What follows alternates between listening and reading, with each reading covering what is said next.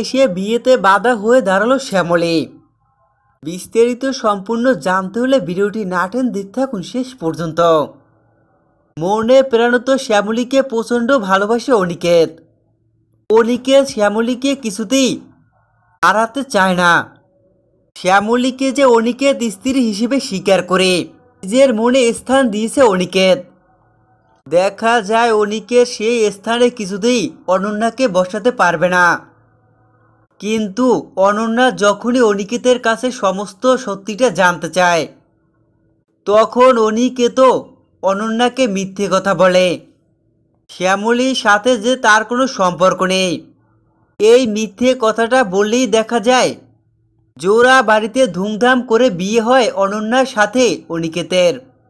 সমস্ত আয়োজন নিজের হাতেই করে শ্যামলী। পুরোহিত মশাই বিয়ে মণ্ডপে অনন্যার সাথে অনিকেতের বিয়ে পড়াচ্ছে।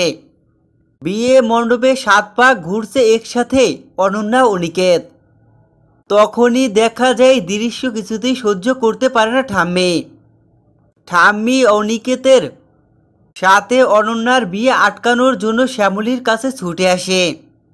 শ্যামলীর কাছে ছুটে এসে শ্যামলীকে বলছে, তুমি এখনো এই বিয়ে আটকাও, বিয়ে হয়ে যাচ্ছে। তখন দেখা যায় শ্যামলীও ঠাম্মিকে জানিয়ে দেয়, স্যার যাতে ভালো থাকবে সেটাই করা উচিত আমার। কিন্তু শ্যামলীর এই কথা সহ্য করতে পারে না মন্দার। মন্দার শ্যামলীকে টানতে টানতে নিয়ে বিয়ে মণ্ডপে আসে।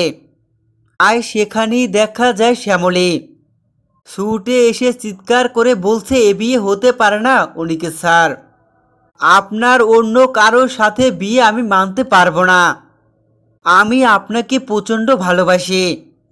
শ্যামলী বিয়ে মণ্ডপে সবার সামনে নিজের মনের কথা বলে অনিকেতকে কাছে টেনে নেয়।